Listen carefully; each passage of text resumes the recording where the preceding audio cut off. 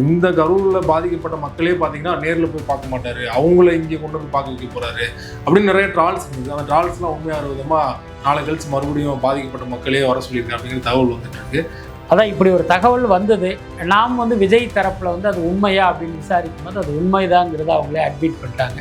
But அதே நேரம் நமக்கு தெரியாத ஒரு புது தகவல் என்ன அப்படின்னா, இந்த முடிவை விஜய் எடுப்பதற்கு காரணமே வெளியிலிருந்து நீங்கள் மக்கள் பார்வையில் பார்க்கும்போது இது விஜய்க்கு ஒரு பெரிய மைனஸ் தான். என்னென்னா, நீங்கள் ஒரு தூய்மை பணியாளர்களுடைய போராட்டத்தில் ஈடுபட்டவங்களை உங்கள் ஆஃபீஸ்க்கு கூப்பிட்டு வச்சு பார்த்தீங்க.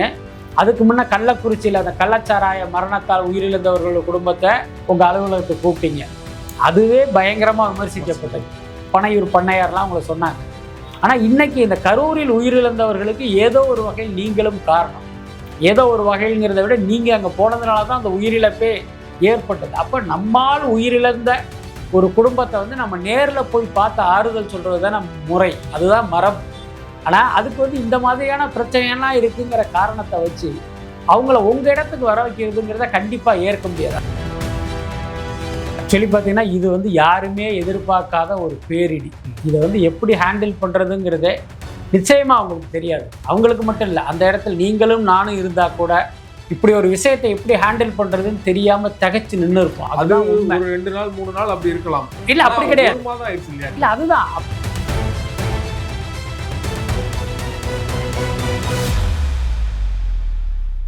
நேயர்களுக்கு வணக்கம். இன்றைக்கு நம்மோடு நேர்காணலுக்காக வலைபேச்சு பிஸ்மி அவர்கள் நம்மோடு நின்றுட்டார். அவரோடு பேசலாம். வணக்கம் சார். வணக்கம். விஜய் கரூர் சம்பவத்துக்கு அப்புறமா எப்போ கரூர் போறாரு, பாதிக்கப்பட்ட மக்களை பார்க்க போறாரு அப்படிங்கிறதா எல்லோருடைய எதிர்பார்ப்பு இருந்தது. குறிப்பாக நிறைய ட்ரால்கள் வந்தது. பனையூர்லேருந்து வெளியில் வர மாட்டார், பனையூர் பண்ணையார் அப்படின்னு சொல்லிட்டு. ஸோ இந்த கரூரில் பாதிக்கப்பட்ட மக்களே பார்த்தீங்கன்னா நேரில் போய் பார்க்க மாட்டார், அவங்கள இங்கே கொண்டு வந்து பார்க்க வைக்க போறாரு அப்படின்னு நிறைய ட்ரால்ஸ் இருந்தது. அந்த ட்ரால்ஸ்லாம் உண்மையான விதமாக நாளை கழிச்சு மறுபடியும் பாதிக்கப்பட்ட மக்களே வர சொல்லியிருக்காங்க அப்படிங்கிற தகவல் வந்துட்டு இருக்கு. அதான் இப்படி ஒரு தகவல் வந்தது. நாம் விஜய் தரப்பில் அது உண்மையா அப்படின்னு விசாரிக்கும் போது அது உண்மைதாங்கிறத அவங்களே அட்மிட் பண்ணிட்டாங்க. பட் அதே நேரம் நமக்கு தெரியாத ஒரு புது தகவல் என்ன அப்படின்னா, இந்த முடிவை விஜய் எடுப்பதற்கு காரணமே இந்த கரூர் 41 மரணம் குறித்து விசாரிக்கிற சிபிஐ குழுவினருடைய அறிவுறுத்தல். ஓகே. என்னன்னா, இப்போ விஜயை பொறுத்த வரைக்கும் அங்கே நேரில் போகணுங்கிறதுல ரொம்ப உறுதியாக இருந்தார். அந்த சம்மந்தப்பட்ட குடும்பத்தினரிடம் அவர் வாக்குறுதி கொடுத்தார், நான் உங்கள் வீட்டுக்கு வர்றேன் அப்படின்லாம் சொல்லியிருந்தார். முறைப்படி நம்ம அனுமதி வாங்கிட்டு போகணும் தான் காவல்துறையில் கேட்குறாரு. அவங்களுக்கும் அனுமதி கிடைக்கல. அதுக்கப்புறம் பார்த்திங்கன்னா தமிழ்நாடு அரசும் அதுக்கு பார்த்திங்கன்னா பயங்கரமாக ஒரு முட்டுக்கட்டை போடுறாங்க. இந்த சூழ்நிலையில் தான் இந்த கேஸ் உச்சநீதிமன்றத்தினுடைய வழிகாட்டுதலின்படி சிபிஐக்கு போகுது. அப்போ சிபிஐ கிட்ட இவங்க கேட்கும்போது அவங்க தரப்பு என்ன சொல்லியிருக்காங்கன்னா, நீங்கள் அங்கே போகிறது அட்வைசபிள் கிடையாது, நீங்கள் போகாதீங்க, அது வழக்குக்கு இடையூறாக இருக்கிறதா எங்களுக்கு தோணுச்சு அப்படின்னா அது உங்களுக்கே எதிராக மாறும் அப்படின்னு அவங்க சொன்னதின் அடிப்படையில் தான் கடைசி நேரத்தில் அவருடைய முடிவை மாற்றிக்கிட்டு அவங்கள அங்கே வர வைக்கிற முடிவை எடுத்திருக்காரு. பட் காரணம் என்னவாக இருந்தாலும் வெளியிலிருந்து நீங்கள் மக்கள் பார்வையில் பார்க்கும்போது இது விஜய்க்கு ஒரு பெரிய மைனஸ் தான். என்னென்னா, நீங்கள் ஒரு தூய்மை பணியாளர்களுடைய போராட்டத்தில் ஈடுபட்டவங்களை உங்கள் ஆஃபீஸ்க்கு கூப்பிட்டு வச்சு பார்த்தீங்க. அதுக்கு முன்னே கள்ளக்குறிச்சியில் அந்த கள்ளச்சாராய மரணத்தால் உயிரிழந்தவர்களோட குடும்பத்தை உங்கள் அலுவலகத்துக்கு கூப்பிட்டீங்க. அதுவே பயங்கரமாக விமர்சிக்கப்பட்டது. பனையூர் பண்ணையார்லாம் உங்களை சொன்னாங்க. ஆனால் இன்னைக்கு இந்த கரூரில் உயிரிழந்தவர்களுக்கு ஏதோ ஒரு வகையில் நீங்களும் காரணம். ஏதோ ஒரு வகைங்கிறத விட நீங்கள் அங்கே போனதுனால தான் அந்த உயிரிழப்பே ஏற்பட்டது. அப்போ நம்மால் உயிரிழந்த ஒரு குடும்பத்தை நம்ம நேரில் போய் பார்த்து ஆறுதல் சொல்கிறது தான் நம்ம முறை, அதுதான் மரபு.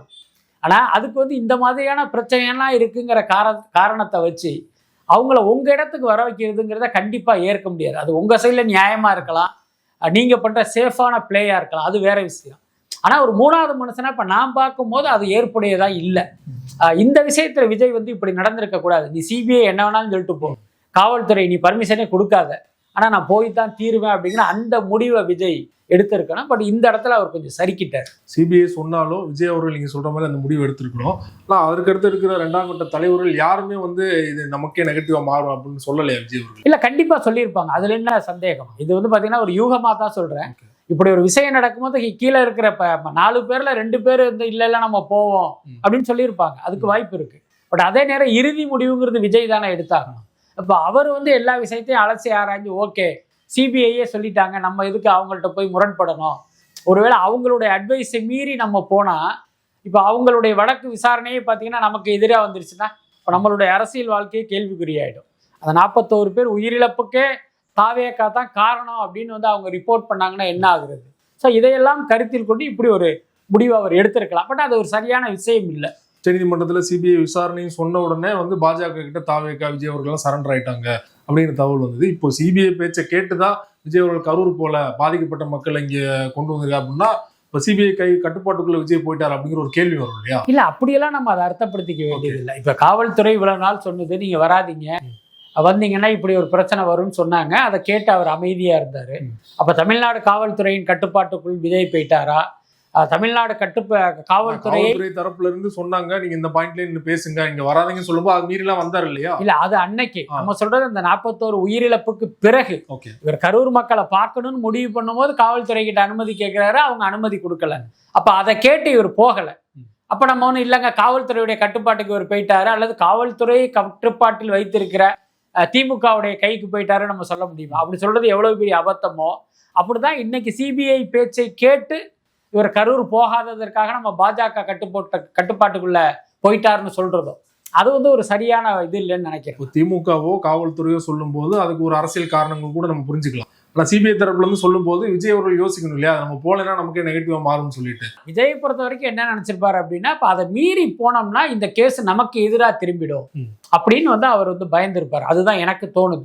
என்னன்னா, இன்னைக்கு இந்த இவர்களுடைய விசாரணையில நம்பிக்கை இல்லை அப்படின்னு தான் வேறொரு அமைப்பு விசாரிக்கணும்னு கேட்டாங்க. அது அந்த அமைப்பு வந்து இன்னைக்கு சிபிஐயா வந்து நிக்குது. என்ன, அப்ப அவர்களே வந்து தாவேகா மீது குற்றம் சுமத்தி ஒரு ரிப்போர்ட் கொடுத்தா அது நிச்சயமா விஜய்க்கு வந்து ஒரு பின்னடைவாக மாறும். அப்படி ஒண்ணு நடந்துடக்கூடாதுங்கிறதுனால இந்த முடிவை அவர் எடுத்திருக்காரு.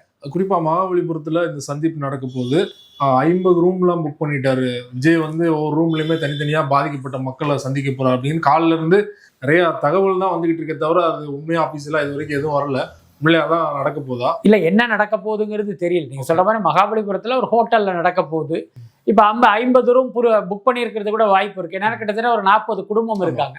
ஸோ அவர்கள் தங்குவதற்கான அந்த ஏற்பாடு பண்றாங்க. நீங்க கரூர்லேருந்து கூட்டி வந்து ஒரு ஹாலில் நிற்க வச்சு விஜயோட சந்திப்பு நடத்திட்டு அங்கேருந்து அவங்கள பேக் பண்ணி ஊருக்கு அனுப்ப முடியாது. இன்னும் சொல்லப்போனால் தன்னால் பாதிக்கப்பட்ட ஒரு குடும்பம் அவங்கள வந்து ஒரு விருந்தினராக வந்து உபசரிக்க வேண்டிய கடமை வந்து விஜய்க்கு இருக்குது. அதனால் அந்த மாதிரி ரூம் புக் பண்ணியிருப்பாங்கன்னு நினைக்கிறேன். அதே நேரம் இந்த சந்திப்புங்கிறது தனித்தனியாக நடக்க போகுதா இல்லை ஒட்டுமொத்தமாக வச்சு பேச போகிறாராங்கிற தகவல் நமக்கு இன்னும் வரல. இந்த சந்திப்புக்கு அப்புறமா விஜயோட அரசியல்ல வந்து ஒரு பெரிய பின்னடைவு தான் ஏற்படும் நினைக்கிறீங்களா? ஒருவேளை அந்த மக்கள் வந்து சந்திச்சுட்டு போனதுக்கு அப்புறமா கண்டிப்பா நிறைய பேர் ட்ரால் பண்ணுவாங்க. இதெல்லாம் வந்து சாதாரண மக்கள் மத்தியில விஜய்க்கு ஒரு பின்னடைவு ஏற்படும். சாதாரண மக்கள் கிட்ட ஒரு பெரிய தாக்கத்தை ஏற்படுத்தாதுன்னு தான் நினைக்கிறேன். இப்போ நம்மை போன்றவர்கள் தான் இவர் இப்படி பண்ணியிருக்கலாம், அப்படி பண்ணியிருக்கலாம், ஏன் இப்படி பண்ணாரு அப்படின்லாம் நம்ம வந்து பெரிய அளவில் அதை பற்றி டிபேட் பண்ணிட்டு இருப்போம். மக்களை பொறுத்த வரைக்கும் அங்கே உயிரிழப்பு நடந்தது, அதுக்கு விஜய் காரணம் இல்லை. 20 லட்சம் தரேன்னு சொன்னாரு, அதை கொடுத்துட்டாரு. நேரில் வரேன்னு சொன்னாரு, இன்னைக்கு அவங்களே வர வச்சு பார்த்துட்டாரு. ஸோ இந்த மாதிரி மேலோட்டமாக தான் பார்ப்பாங்க. இதுக்கு அடிப்படை காரணம் என்னன்னா, விஜய் மீது மக்களுக்கு ஏற்பட்ட நம்பிக்கை ஒரு பக்கம், எல்லாத்துக்கும் மேலே ஒரு நடிகராக அவர் மீது இந்த மக்களுக்கு வந்து ஒரு பெரிய கவர்ச்சி இருக்கு. என்ன, விஜயை வந்து கண்மூடித்தனமா அவங்க வந்து நேசிக்கிறாங்க, நம்புறாங்க. அப்படி இருக்கும்போது இந்த மாதிரி பார்த்தீங்கன்னா ரொம்ப டீப்பான ஒரு அலசலுக்கெல்லாம் அவங்க போக மாட்டாங்க. அதனால விஜய்க்கு வந்து ஒரு பெரிய பின்னடைவாக இருக்காதுன்னு தான் நினைக்கிறேன். பட் அதே நேரம் நம்மை போன்றவர்களுடைய பார்வையில் அதை ஒரு சர்க்கிளாக தான் பார்க்க முடியும். அஃபிஷியலாக இது வரைக்கும் எந்த தகவலுமே வரல. விஜய் அவர்கள் ஒரு வீடியோ போட்டார், அதுக்கப்புறம் நீதிவேலுன்னு ஒரு ட்வீட் போட்டார். அதை தாண்டி ஸ்போக்ஸ் பர்சனோ கொள்கை பொறுப்பு செயலாளர் யாருமே வந்து பார்த்தீங்கன்னா இது வரைக்கும் எதுவுமே பேசல. இன்னைக்கு கூட பார்த்தீங்கன்னா செய்திகள் வருது, லயோலா மணி ஒரு பதிவு போகிறார், எனக்கு வந்த தகவலின் படி அப்படின்னு தான் போறாரு தவிர உறுதியாக வந்து இது நடக்க போகுது அப்படின்னு சொல்ல மாட்டாருன்னா ஏன் ஒரு வெளிப்படைத்தன்மை இல்லைன்னு நினைக்கிறீங்க கட்சியில்? இல்லை, ஆக்சுவலி பார்த்தீங்கன்னா இது வந்து யாருமே எதிர்பார்க்காத ஒரு பேரிடி. இதை வந்து எப்படி ஹேண்டில் பண்ணுறதுங்கிறதே நிச்சயமாக அவங்களுக்கு தெரியாது. அவங்களுக்கு மட்டும் இல்லை, அந்த இடத்துல நீங்களும் நானும் இருந்தால் கூட இப்படி ஒரு விஷயத்தை எப்படி ஹேண்டில் பண்றதுன்னு தெரியாம தகைச்சு நின்று இருப்போம். அது ஒரு 2 நாள் 3 நாள் அப்படி இருக்கலாம். இல்ல அப்படி கிடையாது. இல்ல அதுதான். அப்ப அடுத்த கட்டத்தை நம்ம கவனமா எடுத்து வைக்கணும் அப்படின்னு நினைக்கிறாங்க. அது ஒரு முக்கிய காரணம். அதே மாதிரி அடுத்து நாங்க என்ன பண்ண போறோம், யாரை பார்க்க போறோம், என்ன பேசிட்டு இருக்கோம் அப்படிங்கிறத நீங்க எல்லார்ட்டையும் சொல்லிட்டீங்க அப்படின்னா அது பாட்டுக்கு செய்திகளா வந்துகிட்டே இருக்கும். அது அவசியம் இல்லை. நம்ம வந்து கரெக்டா பிளான் பண்ணி செய்யணும்னு அவங்க அந்த அமைதி காப்பதான் எடுத்துக்கலாம். எல்லாத்துக்கும் மேல அவங்களுக்கே வந்து ஒரு குழப்பம் இருக்கு. அதுவும் கூட ஒரு முக்கிய காரணம்னு நினைக்கிறேன். அதனாலதான் அடுத்த கட்ட தலைவர்களுக்கெல்லாம் எந்த தகவலுமே தெரியல. இப்ப நீங்க சொல்ற நபர் கூட எனக்கு கிடைச்ச தகவல் படி அப்படின்னு தான் சொல்றாரு தவிர கான்கிரீட்டா இதுதான் வந்து அவரால் சொல்ல முடியல. என்ன காரணம்னா அப்படி ஒரு தகவல் அவருக்கே கிடைக்கல. அப்படிதான் அதை எடுத்துக்கணும். புஷி ஆனந்துக்கு விஜய்க்கு சண்டைன்னு நிறைய விமர்சனம் பண்றாங்க. அதுக்கப்புறம் பாத்தீங்கன்னா விஜய் கட்சியே கலைக்க போறாரு அப்படிங்கிற மாதிரியான செய்திகள் வந்துட்டு இருக்கு. ஸோ இதெல்லாம் வந்து அபிஷியலா அவங்க அனௌன்ஸ் பண்ணாங்கன்னா இதெல்லாம் தவிர்த்துடலாம் இல்லையா ஒரு விஷயத்தையும்? இல்லை, அது கரெக்டு தான். அந்த ரோட்ல போகிறோம் பேசுறதுக்காகலாம் ஒரு கட்சி வந்து ரியாக்ட் பண்ணிட்டு இருக்க முடியாது. நீங்க யோசிச்சு பாருங்க, 500 கோடி ரூபா வருமானத்தை வந்து தூக்கி போட்டுட்டு ஒருத்தர் கட்சியை ஆரம்பிச்சது கட்சியை கலைச்சிட்டு போறதுக்காக. அதுக்கடுத்து விஜய்க்கும் புஷி ஆனந்துக்கும் சண்டைனா யார் பார்த்தது? விஜயும் புஷி ஆனந்தும் பேசிட்டு இருக்கும்போது இந்த தகவலை பரப்பி ஒரு பக்கத்தில் உட்காந்துருந்தாரா? யார் உங்களுக்கு சொன்னது? விஜயெல்லாம் நீங்கள் சினிமாவில் பார்த்துட்டு பேசிக்கிட்டு இருக்கீங்க. நம்ம அவரோட நேரடி தொடர்பில் இருக்கோம். விஜய் எப்படிப்பட்டவர்ங்கிறது நமக்கு தெரியும். அவருடைய அலுவலக செட்டப் என்ன, அவர் வந்து எப்படி எல்லாத்தையும் டீல் பண்ணுறாரு அப்படிங்கிறதெல்லாம் நம்ம கண்ணால் பார்த்துருக்கோம். அதனால சும்மா இஷ்டத்துக்கு புஷி ஆனந்துக்கு விஜய்க்கும் சண்டை, 2 பேர் கட்டி பிடிச்சி சட்டை போட்டாங்க, கட்டி புரண்டு சட்டையை கிழிச்சிக்கிட்டாங்க, இப்படி எல்லாம வதந்திகளை பரப்புறது. அவங்க வந்து ஒரு பெரிய உயர்ந்த லட்சியத்தோடு ஒரு கட்சி ஆரம்பித்தாங்க. அது திமுகவினுடைய வயிற்றுல வந்து புளியை கரைச்சிருச்சு. அதுதான் உண்மை. அதே நேரம் யாருமே எதிர்பார்க்காம இப்படி ஒரு துயர சம்பவம் நடந்துடுச்சு.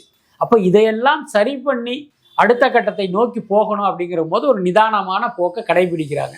இதுதான் உண்மை. எல்லாத்துக்கும் மேலே விஜயினுடைய கேரக்டரும் பார்த்தீங்கன்னா எடுத்தேன் கவிழ்த்தெல்லாம் போக மாட்டார். அவரும் ரொம்ப ஒரு நிதானமான ஒரு கேரக்டர். அது இங்கேயும் வெளிப்படுது. அதுதான், அதை அப்படிதான் நீங்கள் புரிஞ்சுக்கணும். அதை விட்டுட்டு எதுக்கு புஷி ஆனந்தோட இவர் சண்டை போடணும்? அதுக்கு சொல்லுங்கள், என்ன லாஜிக் இருக்குது? புஷி ஆனந்த் கொண்டு போய் 41 பேரை தண்ணியில் பிடிச்சி தள்ளி விட்டாரா என்ன? அப்படியெல்லாம் நடக்கவே இல்லையே. என்னன்னா அந்த லோக்கல் நிர்வாகிகள் இந்த ஏற்பாடுகளை சரியா செஞ்சிருக்காங்களா அப்படின்னு புஷி ஆனந்த் வந்து கண்காணிச்சிருக்கணும். களத்துல இருந்தே அந்த ஏற்பாட்டையெல்லாம் அவர் பார்த்துருக்கணும். ஆனால் இவர் என்னன்னா அந்த இடத்துல இல்லாமல் விஜயுடைய பைலட் வாகனம் மாதிரி விஜய் கூடவே கிளம்பி அந்த கரூருக்கு வந்தார். அதுதான் அவர் செஞ்ச மிகப்பெரிய தப்பு. முன்னாலே நீங்கள் அந்த இடத்துக்கு போயிருந்தீங்க அப்படின்னா அங்கே நடக்கிற தவறுகள்லாம் தெரிஞ்சிருக்கும், அதை சரி பண்ணியிருக்கலாம். ஸோ அதுதான் உண்மையை தவிர மற்றபடி புஷி ஆனந்த் தான் இதுக்கெல்லாம் காரணங்கிற மாதிரியெல்லாம் நம்ம பேச முடியாது. அதுக்கெல்லாம் அவசியமும் இல்லை. அந்த கட்சியில் இருக்கிற தலைவர்களும் நிர்வாகிகளும் எப்படி செயல்படணும் அப்படின்னு விஜய் சொல்கிறாரோ அதன்படி அவங்க நிச்சயமா செயல்படுவாங்க. இது எல்லாமே வதந்தி. அதாவது விஜயை வீழ்த்த வழி தெரியாமல் எதையாவது சொல்லி அவரை வந்து நம்ம இங்கேருந்து அனுப்பிட முடியாதா அப்படிங்கிற ஒரு ஆற்றாமையில் வர்ற கருத்தாக தான் நான் பார்க்குறேன். ரொம்ப நன்றி சார். சினிமா மற்றும் அரசியல் தொடர்பாக பல்வேறு விஷயங்களோட பகிர்ந்து கொண்டீங்க. நன்றி. ரொம்ப நன்றி.